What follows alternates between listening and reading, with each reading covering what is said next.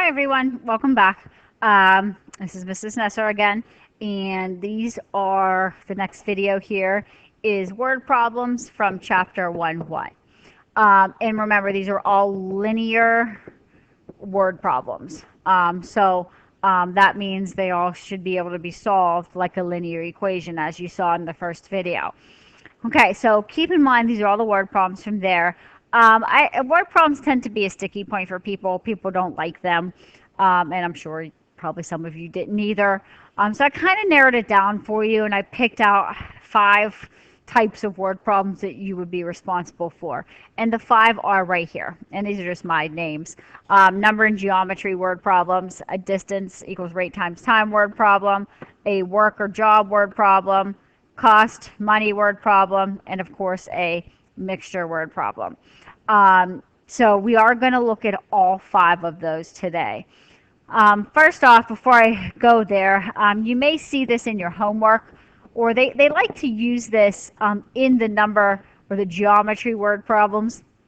They like to say that, say, the sides of the triangles are consecutive integers, or the sides of the triangles are consecutive even integers. So what are they talking about? They mean consecutive integers means the first side would be x, the second side would be x plus 1, or the next one in line, third side would be x plus 2, and likewise that would continue. Okay, so for example, if you have a triangle, then one side would be x, next one would be x plus 1, next one would be x plus 2, and then you'd be done. If you had a square, then you'd have to go one more and you'd be x plus 3. Consecutive odd integers, however, are a little bit different. If your first integer or your first number is x, now keep in mind that's odd, so that might be 3. So the next number is 5. To get to 5, you have to add 2. Okay? Likewise, to get to the next one, you would have to add 4. Now this seems a little weird because you're adding even numbers, but yet they're consecutive odd numbers. But okay, so I always tell students this is a good thing to know. It's a nice question on SAT tests as well, which you guys probably already, well, maybe you didn't take. But as far as those are concerned, even and odd integers are the exact same. And the reason they are exactly the same is because they are the same distance apart. Even integers are 2 apart, and so are odd integers. They are 2 apart. Okay, so for example, say you have 6 and 8, difference of 2. Say you have 3 and 5, difference of 2. Okay, so hence that's why you have the plus 2. Right, so I'm not sure, you might need that in your homework. I don't think I necessarily have an example of that, but you may need that.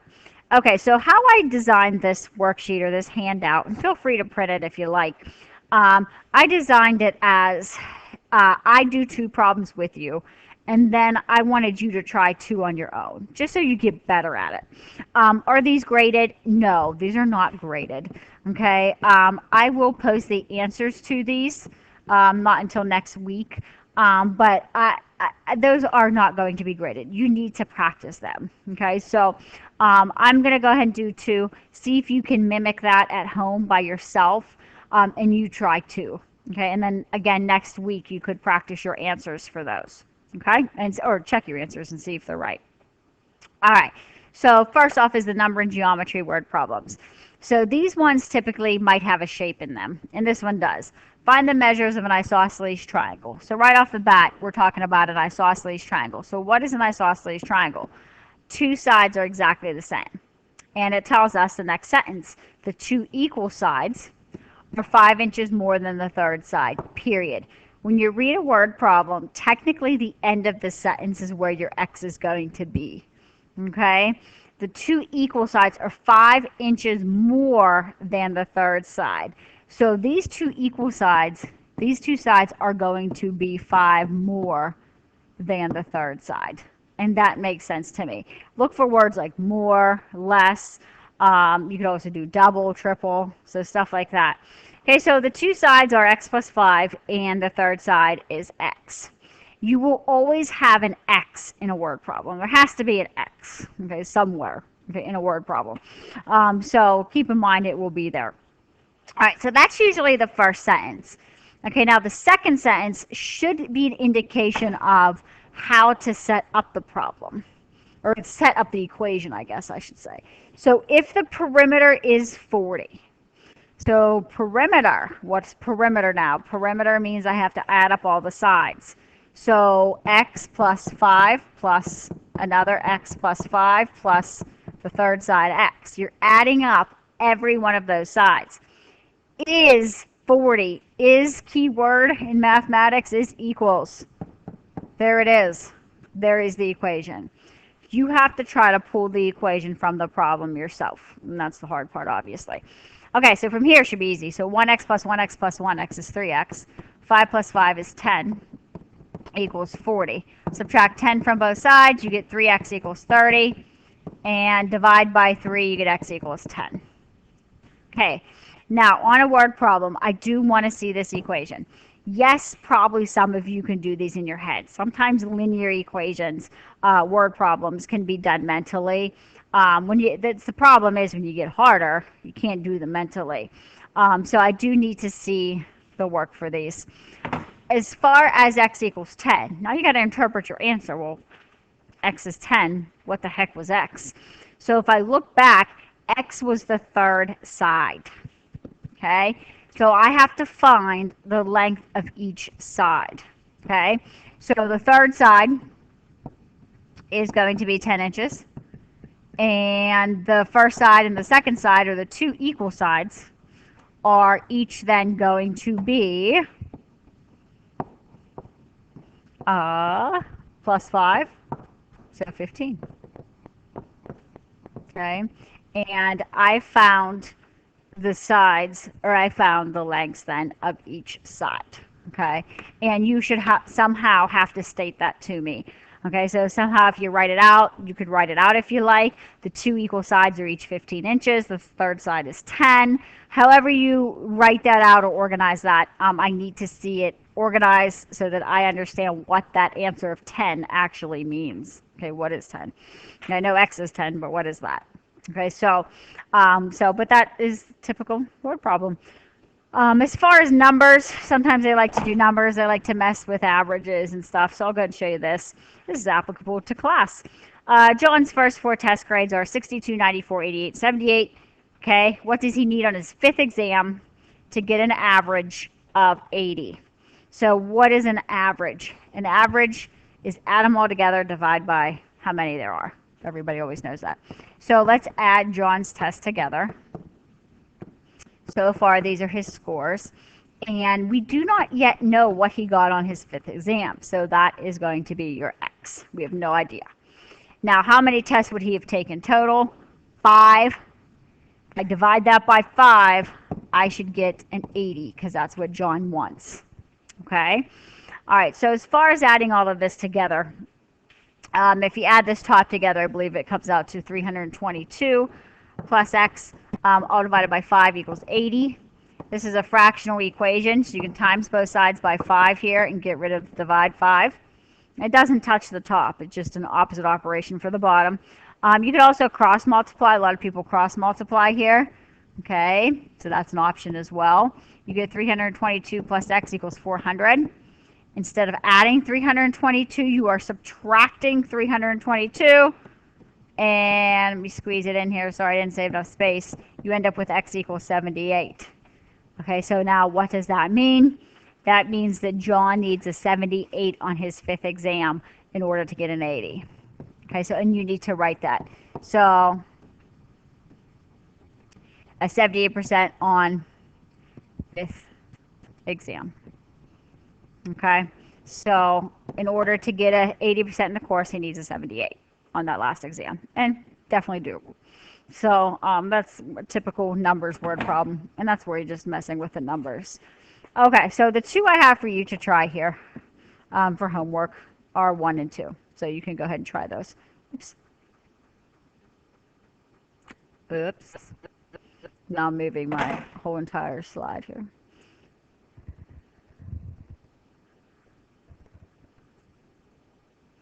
No, I'm going to do that. Okay. All right, next type is distance equals rate times time word problems. And I probably know most of you probably remember these. Car A leaves car B. When does it take? How long does it take for them to pass each other? Blah, blah, blah. Okay, so these are your distance problems. And I set them up, I guess I kind of do a table, but I set them up specifically. I can always tell that they're a distance equals rate times time problem. And it's because someone's always moving. It can be a car, a train, a plane, a boat, anything. Okay, it's moving. So, first example, I have a car A and I have a car B. Start there. Pick out your two things that are moving. There they are. Next thing, let's pick out the rate. How fast are they moving? Okay, and you should know this. So, 55 miles.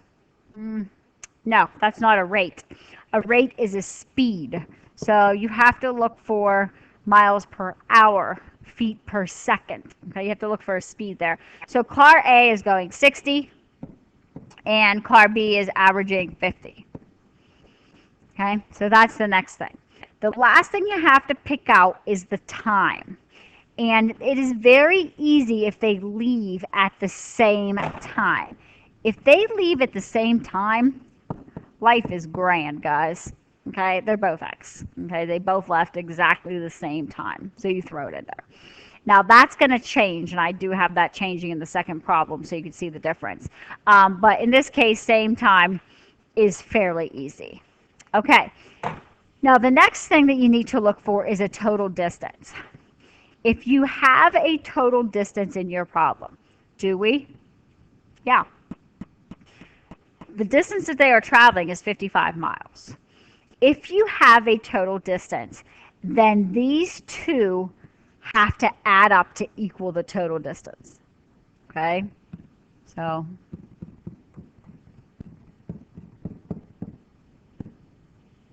that would be that. Okay, that's if you have a total distance, and you should be able to see that distance. Okay, so like terms, these are like terms. 110x equals 55. If I divide by 110, you get x equals 1/2 or 0.5. Okay, now interpret that. Remember, time. X was the time. Okay, so that just interprets as in a half hour, they will pass each other. That's it. Okay?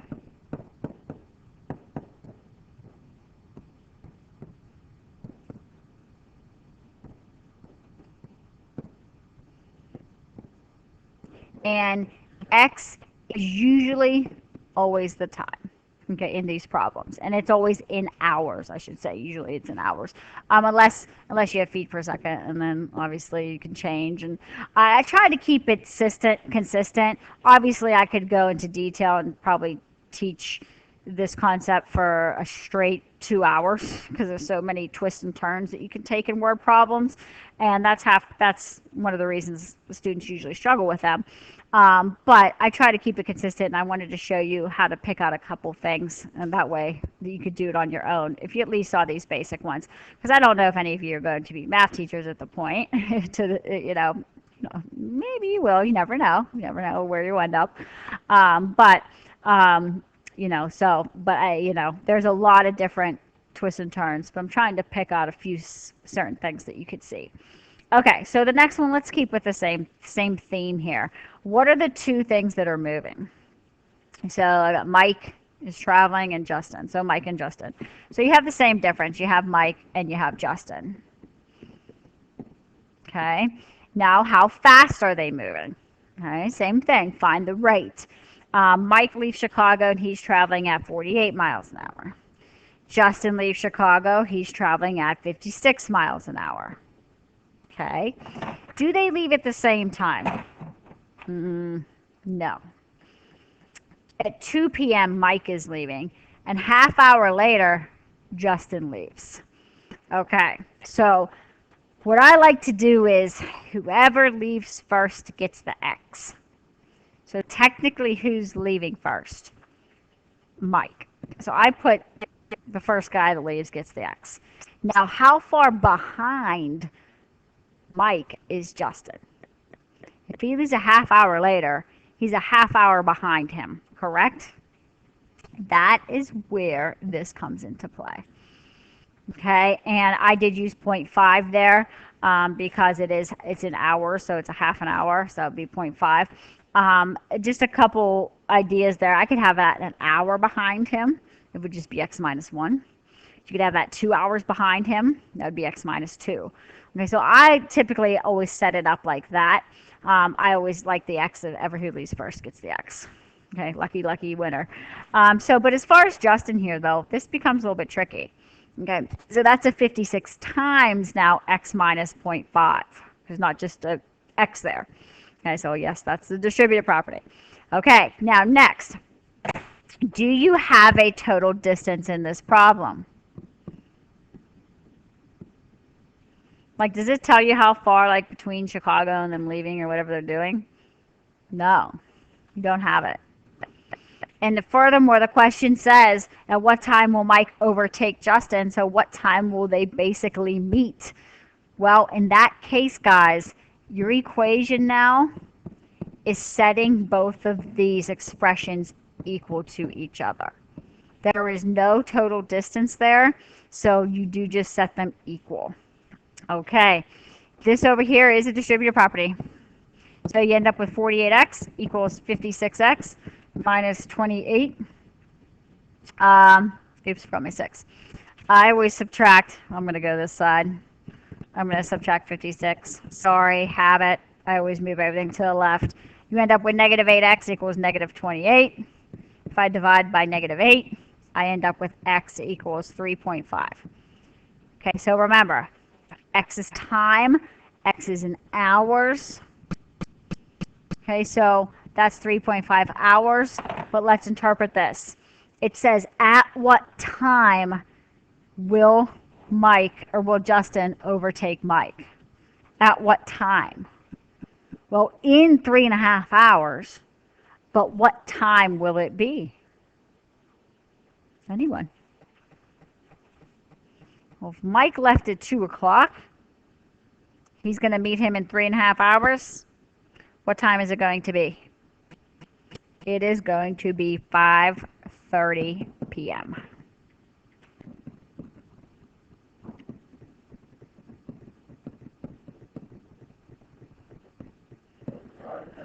Okay, so precisely at 5:30 p.m., one will start to overtake the other. Okay, and yes, that's in 3.5 hours, but at 5:30 is going to be the time for that. Okay, so with that said, that should all work out. You could actually go back here and you can plug x in here as well, and that will tell you the total distance that they actually traveled. So it all meets together, it all fits. Like I said, I could teach this for probably solid 2 hours, but I would like you to try those two. And I kind of picked two that mimic that. So if you flip over, the first one is 2 planes and the other one is 2 trains. So try those, see what you think, see if you can look at the examples and try to follow the format that I'm doing them yourself. Okay, the next type is a work or job problem. And these sound very specific. I'm just going to take a minute and I'm going to speed read through these. Gina can do a job in 9 hours. Desi can do it in 15. How long will it take them if they do it together? An old conveyor belt takes 20, a new one takes 12. If they both used, how long will it take? To this day, I remember my SAT problem. There were 2 girls. They were painting a room. It said if one girl paints at this speed, one girl paints at this speed. If they work together, how long will it take them to paint the room? Distinctly remember that problem. Okay, so this, in my opinion, is a work or job problem. So how do I set these up?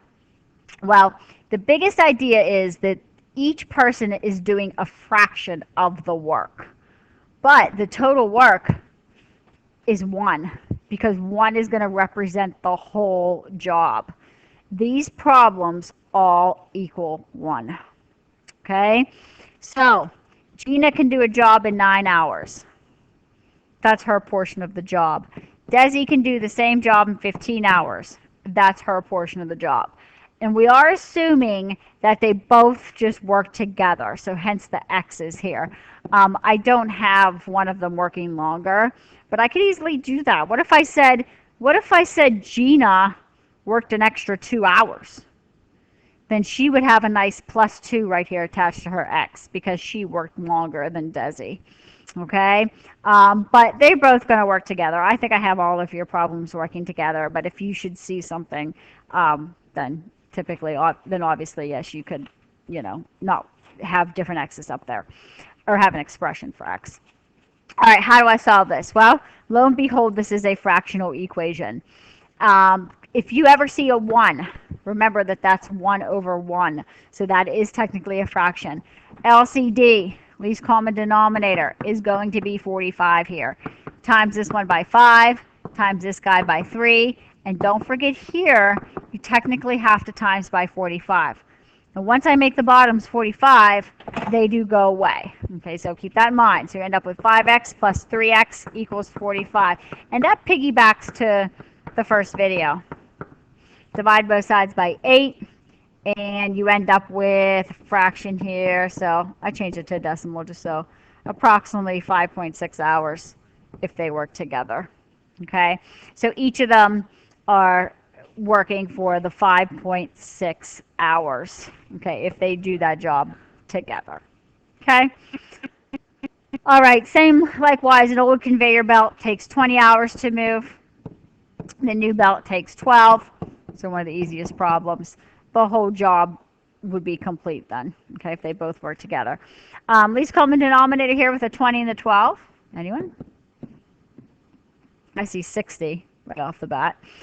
So you could times the first guy by 3, second guy by 5,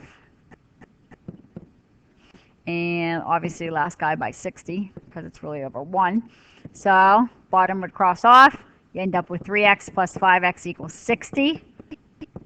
Okay, now remember, a common mistake, people forget to multiply that 1 by 60. They end up keeping the 1 here and get a weird answer. That's 8x equals 60. And that comes out to be 7.5 hours. Okay, so, but if that's the idea, guys, these problems don't really change. It's kind of the same thing. You could even have 3 things working together, and you'd have 3 fractions equaling the 1. Okay, so, but definitely a type of problem that I think it was important for you to see. Okay, and likewise, here are your 2 for you to try on your own. Okay, we're on the 4th type already. See, it's not that bad. All right, the 4th type. I always call these cost word problems. I don't know if they're really cost. They're word problems that really kind of go off of standard form. If you know what standard form is in a linear equation, you're going to see something like to this effect: ax plus by equals c. And then one of your equations is going to be very basic. Say maybe x plus y equals another constant d. Okay, so it's going to have that set up, but these ones you always have 2 equations. So this is going to go back to Algebra 1, all of your systems of equations and how do you solve those. All right, so I teach these in a way, I don't know if it's really mathematical, but it's the way I've always learned to do them. So let's go. So for a bill totaling $5.65, a cashier received 25 coins consisting of nickels and quarters. How many of each type of coin did the cashier receive? Well, when I see the 2 things, they jump out at me, nickels and quarters. And I just let them, variables, I just let them be the exact first letter of the name.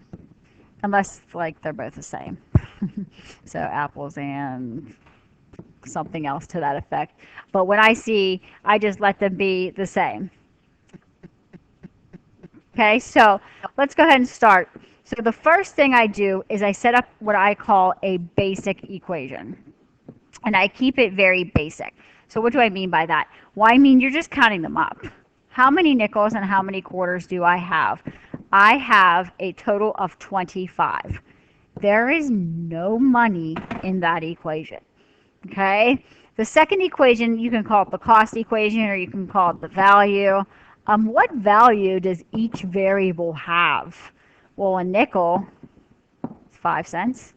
The quarter is 25 cents. How much is the total value? $5.65.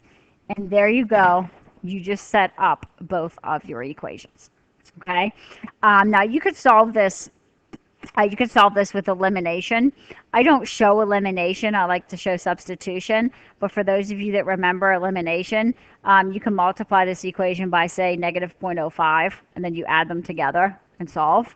I'm going to go ahead and use substitution. So I always take my basic equation and I solve it for a variable. So I'm going to solve for n. I always take the first variable. So n equals 25 minus q. So since n is 25 minus q, then 25 minus q is going into this n right here. Okay?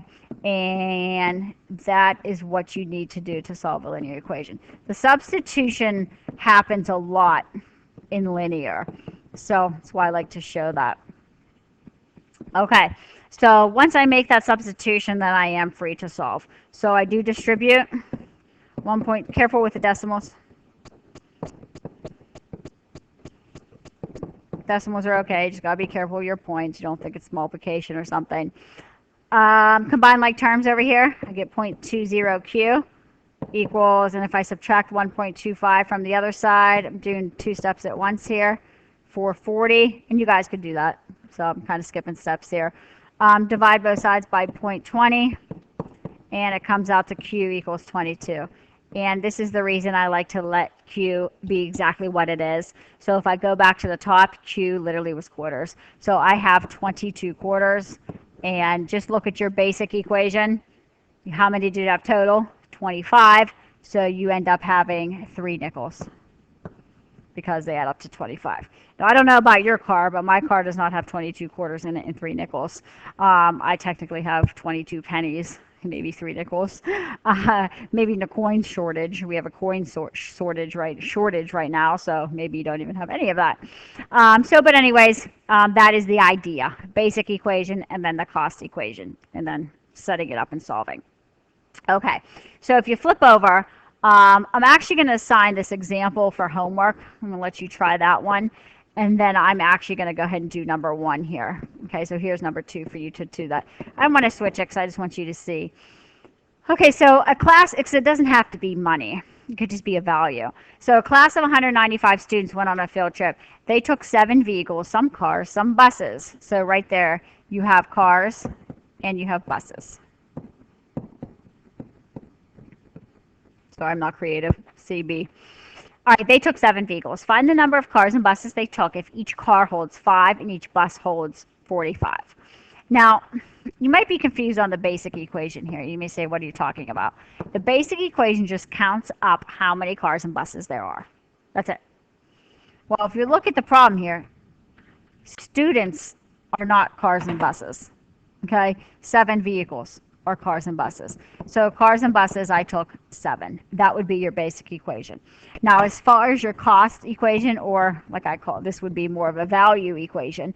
Each car holds 5 students. Each bus holds 45 students. And a total number of students is 145. Or 195. Notice the units match. So the units should always match across in your equations as well. So units do become increasingly important in mathematics, even if it gets more difficult. But the units should match going across. Okay, so as far as solving, so multiplying this, I'll go ahead and solve this one by elimination so you can see it. So if I was to do elimination, I have to multiply this top equation by negative 5. So that would turn this into a negative 5c, a negative 5b, and a negative 35. And then you are permitted to add the 2 equations together.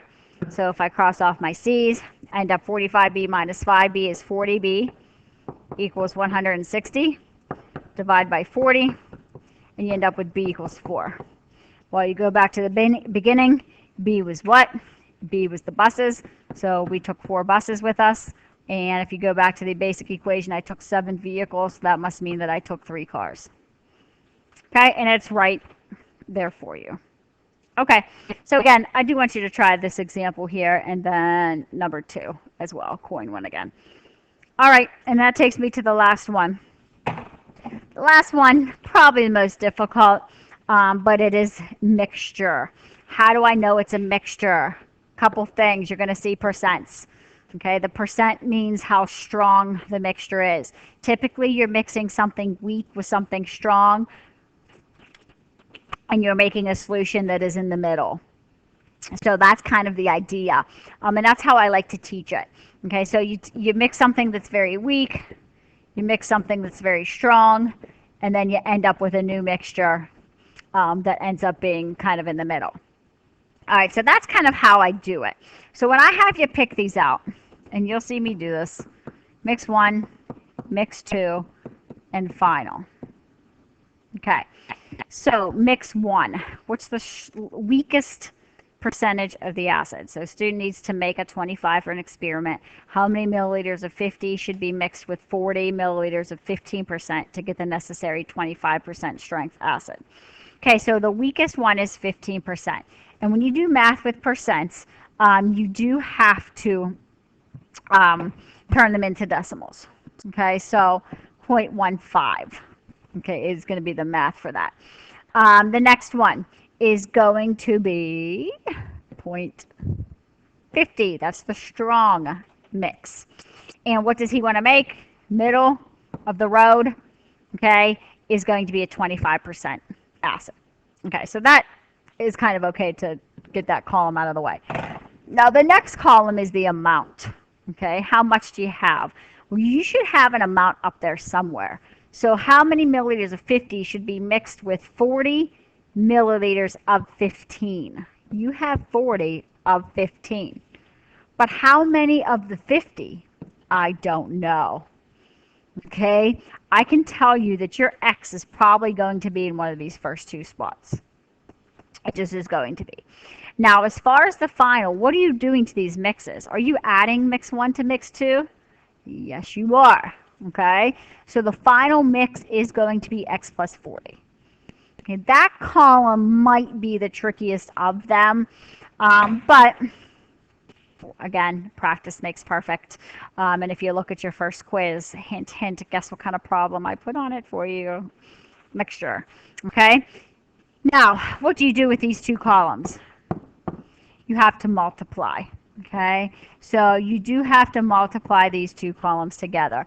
0.15 times 40. Okay, and I can even write this out so you can see it. Next one, 0.50 times X. And the last one is 0.25 times X plus 40. Now remember, that's a distributive there because there's two things to multiply. All right, as far as the equation, remember we haven't even set up an equation yet.